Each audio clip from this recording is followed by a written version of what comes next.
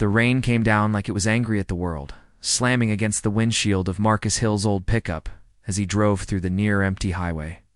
Thunder cracked overhead, sharp and unforgiving, while wind pushed the truck from side to side. Marcus tightened his grip on the steering wheel, eyes locked on the road. Nights like this were dangerous, but missing his second shift wasn't an option. Court fines didn't wait, and neither did overdue bills. His phone buzzed on the dashboard. A reminder. Court hearing. Tomorrow, 9 a.m., Marcus exhaled slowly. Tomorrow would decide everything custody of his 8-year-old son, Jamal. One wrong ruling, one harsh judgment, and his world could collapse. That's when he saw her. A car sat crooked on the shoulder, hazard lights blinking weakly through the rain. The hood was popped open, steam rising like smoke from a fire. Marcus hesitated. Storms hid dangers. People warned him all the time. Don't stop. Mind your business. Then lightning flashed, and he saw her standing outside the car. She was soaked, hair plastered to her face, one arm wrapped tightly around herself as if trying to stay whole. She waved desperately when she saw his headlights slow. Marcus cursed under his breath and pulled over. He rolled the window down just enough. "You okay?" he shouted over the storm. "My car died," she yelled back. "I don't know what to do." Marcus glanced at the road, empty, dark, unsafe. He sighed, grabbed his jacket, and stepped out into the rain. "Marcus," he said as he approached, "pop the hood all the way." She did. He leaned in, rain soaking his clothes instantly. One look told him the truth. This car wasn't moving tonight. "You're not going anywhere in this weather," Marcus said. "I can give you a ride." "There's a diner a few miles up." She hesitated, eyes searching his face. The fear flickered there, but desperation won. "Thank you," she said. "I'm Evelyn." Inside the truck, the heater rattled, but worked. Evelyn shivered, hands trembling as she tried to warm them. Marcus handed her a spare hoodie from the back seat. "It's clean," he said quickly. She smiled faintly. "I appreciate it." They drove in silence for a minute, rain pounding the roof like a drum. Then Evelyn spoke. "You didn't have to stop," she said. "Most people wouldn't." Marcus shrugged. "Storms don't care who you are. We look out for each other." Something in his voice made her look at him longer. At the diner, yellow lights glowed like safety itself. Marcus parked close and walked her inside. The place was nearly empty, just a tired waitress and the smell of coffee. Evelyn ordered tea. Marcus ordered nothing. Money was tight. They talked while the storm raged outside. Evelyn asked about his life. He answered honestly to jobs, one kid, one chance left in court. He didn't say what the case was about, but the weight of it hung heavy in the air. "My son deserves better than me scrambling all the time," Marcus said quietly. Evelyn listened, really listened. "Sometimes," she said, "doing your best is more than enough." When a tow truck finally arrived, Marcus stood to leave. "You'll be okay from here," he said. Evelyn looked up at him, eyes soft but unreadable. "Thank you for tonight," she said. "You have no idea how much this meant." Marcus nodded and turned toward the door. He never asked her last name, and he never imagined that in less than 12 hours he'd be standing in a courtroom, staring up at the same woman, now dry, composed, and seated behind the judge's bench, holding his fate in her hands. The courtroom smelled like polished wood in quiet judgment. Marcus sat stiffly on the hard bench, his knees bouncing despite his effort to stay calm. Jamal sat beside him, swinging his legs, too young to understand why his father's hands were shaking. Marcus adjusted his son's collar and whispered, "It's okay, buddy, just sit tight." But it wasn't okay. Across the room, the woman from the storm walked in. Not soaked, not shivering. "You're not stranded." She wore a black judicial robe, her posture straight, her face calm and unreadable. The murmurs rippled through the courtroom as she took her seat behind the bench. The bailiff announced, "All rise." Marcus froze. His heart slammed against his ribs as recognition hit him like thunder all over again. Evelyn, no judge, Evelyn Carter. She didn't look at him at first. Her eyes scanned the docket, professional, distant. Marcus felt heat rush to his face. His mind raced back to the diner, the hoodie, the way she listened. Shame crawled up his spine. Had he said too much? Had he crossed a line without knowing it? "Be seated," Judge Carter said. Her voice was steady, controlled. Marcus swallowed hard as his case was called. The opposing attorney stood quickly, confident, polished. He spoke about missed payments, past fines, patterns of irresponsibility. Each word felt like a nail driven deeper into Marcus's chest. Marcus's public defender stumbled through a response, citing long work hours, unexpected setbacks, a father trying to do right. Judge Carter listened without expression. Marcus risked a glance up. For half a second, their eyes met. Something flickered their recognition. Surprise, maybe even conflict, but it vanished just as quickly. The judge looked back down at her papers. Proceedings moved on. Witnesses spoke. Paperwork was shuffled. Time crawled. When it was Marcus's turn to speak, he stood slowly, legs unsteady. "Your Honor," he began, voice tight, "I know my record doesn't look good. I know I've made mistakes, but I've never stopped trying." He gestured gently toward Jamal. "Everything I do is for him." The courtroom was silent. Achoo. Carter watched him closely now. Not as the woman from the storm, but not entirely as a stranger either. The opposing attorney smirked. "Tensions don't erase consequences," he said. "The law is clear." Judge Carter raised a hand. "Enough." She leaned back slightly, fingers steepled. "Mr. Hill," she said, "you're asking this court for leniency based on character." "Yes, Your Honor," Marcus replied. "That's all I have." Her eyes searched his face, as if weighing something invisible. "I will take a brief recess," she said. "Court will resume in 15 minutes. The gavel struck. Marcus sat back down, heart pounding louder than the rain from the night before. Jamal tugged on his sleeve. "Daddy, is that the lady you helped?" Yeah. he whispered. Marcus didn't answer. During the recess, whispers spread.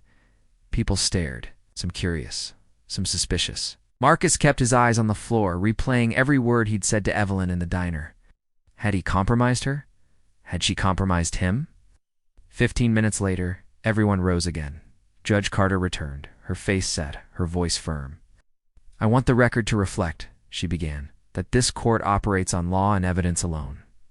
Marcus braced himself. "But," she continued, "the law also allows discretion when justice demands it." A murmur swept the room. She looked directly at Marcus now. "Mr. Hill, last night you acted without expectation of reward. You stopped in a storm because someone needed help." The opposing attorney shot to his feet. Objection irrelevant. Judge Carter's gaze hardened. "Sit down." The room went still. Marcus felt his breath catch. The storm had followed him into the courtroom, and now it was about to break. Judge Carter folded her hands on the bench, her expression calm but resolute. "This court recognizes," she said, "that the law must be applied fairly. But fairness does not mean blindness to truth." Marcus's chest tightened. Jamal leaned closer to him, small fingers gripping his sleeve. "The evidence shows," Judge Carter continued, "that Mr. Hill has struggled financially. It is not in dispute. What is in dispute is whether those struggles define his character." She paused, letting the words settle. "Last night," she said, "a storm stranded a woman on a dangerous stretch of road. Mr. Hill could have driven past. Many would have. Instead, he stopped. He offered safety, warmth, dignity. He did not know who she was, and he asked for nothing in return." The opposing attorney stood again. "Your Honor, with respect, sit down," Judge Carter said sharply. The attorney sank back into his chair. Judge Carter looked out over the courtroom. "This court will not pretend that integrity only exists on paper. Sometimes it reveals itself in moments no one expects to be seen." Marcus felt heat behind his eyes. He stared straight ahead, afraid that if he looked up he might break. "Mr. Hill," Judge Carter said, her voice softening just slightly, "you told this court that everything you do is for your son." "Yes, Your Honor," Marcus replied hoarsely. She glanced at Jamal. The boy sat still now, wide-eyed, sensing the gravity of the moment. "A child does not need a perfect parent," Judge Carter said. "He needs a present one." The courtroom was silent enough to hear breathing. "I am ruling," Judge Carter said, "that Mr. Hill will retain full custody of his son." A gasp rippled through the room. Marcus's knees nearly gave out. He gripped the bench to steady himself. "In addition," she continued, "the outstanding fines will be restructured into a manageable payment plan. Mr. Hill will be enrolled in a court-monitored employment stability program. rather than punitive measures. The opposing attorney shook his head in disbelief. Judge Carter raised the gavel. "This ruling stands." She struck it once. The sound echoed like thunder, finally releasing the sky. Marcus exhaled a breath he felt like he'd been holding for years. Jamal turned to him, confused but smiling. "Daddy?" whispered. Marcus dropped to one knee, pulling his son into a tight embrace. He didn't care who was watching. "We're okay," he whispered.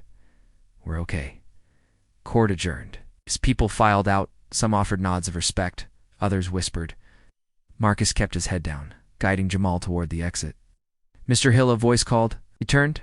Judge Carter stood near the side door now, robe removed, looking more like the woman from the diner than the authority behind the bench. "I need to speak with you," she said. Marcus hesitated, then nodded. They stood in a quiet hallway, the noise of the courthouse fading behind them. "I want to be very clear," Judge Carter said. "My ruling was based on the law. I understand," Marcus replied quickly. "And I didn't expect." She raised a hand. "But I also want you to know something else."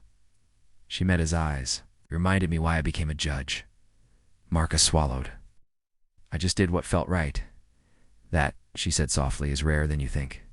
She glanced at Jamal, who smiled shyly. "Take care of him," she said. "I will," Marcus replied. As they walked away, Marcus felt lighter than he had in years. The storm had passed, but its impact remained. He didn't know what Judge Carter would remember about that night, but he knew what he would. Sometimes, the smallest acts of kindness carry the heaviest weight.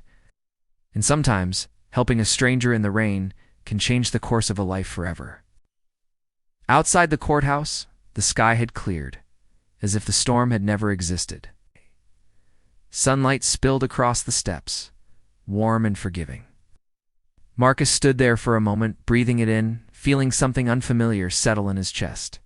Peace. Jamal tugged his hand. "Daddy," he said, smiling wide, "can we get pancakes now?" Marcus laughed, a sound that surprised even him. "Yeah, buddy," he said. "We can get pancakes." As they walked down the steps, reporters clustered nearby, cameras flashing. Voices calling out questions Marcus didn't answer. He shielded Jamal gently, guiding him forward. For the first time in years, the noise didn't scare him. It didn't matter. What mattered was the small hand in his. At the diner, Marcus ordered pancakes for Jamal and a single cup of coffee for himself. Watched his son eat with pure joy, syrup on his cheeks, completely unaware of how close they'd come to losing everything. Marcus realized then how heavy fear had been sitting on his shoulders for so long, and how suddenly it was gone. "Daddy," Jamal said between bites, "you helped that lady because Grandma said helping people is right." Marcus smiled softly. "That's true." Jamal nodded, satisfied, as if the world made sense again. Across town, Judge Evelyn Carter sat alone in her chambers. The courtroom was empty now, quiet in a way that felt earned. She stared at the rain-streaked window, replaying the night in her mind, the broken-down car.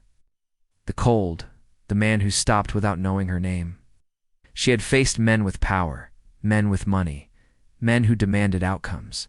But Marcus Hill had asked for nothing. And that had stayed with her. Later that week, Marcus returned to his normal life. Same job, same apartment, same routines. But something inside him had shifted. He stood a little straighter, spoke a little firmer. When challenges came in, they still didn't even met them without the old panic. Word spread quietly. Neighbors offered help. His supervisor adjusted his schedule. A local mechanic fixed his truck at half the cost. Small mercies. Real ones. One evening, a letter arrived. No return address, just his name. Inside was a short note. "Mr. Hill, justice is not only about rulings. It's about recognizing humanity when it appears unexpectedly. Thank you for reminding me." E.C. Marcus folded the letter carefully and placed it in a drawer, not as a trophy, but as a reminder. That night, he tucked Jamal into bed, leaving the hallway light on like always. Jamal yawned. "Daddy," he murmured, "are we going to be okay now?" Marcus brushed his hair gently. "Yeah," he said. "We are." As he turned off the lamp, Marcus thought about how close he'd come to driving past that broken-down car. How easy it would have been to mind his own business. How different everything would be if he had. The storm hadn't just tested him, it had revealed him. And Judge Evelyn Carter, a woman sworn to weigh facts and law, had seen something else that night, proof that character still mattered, even when no one was watching. Sometimes fate doesn't arrive with warnings or grand signs. Sometimes it waits on the side of the road, soaked in rain, hoping someone will stop. Marcus Hill did. And because he did, a father kept his son. A judge remembered her purpose, and a simple act of kindness rewrote a future that once seemed already decided. Not by power, not by money, but by compassion.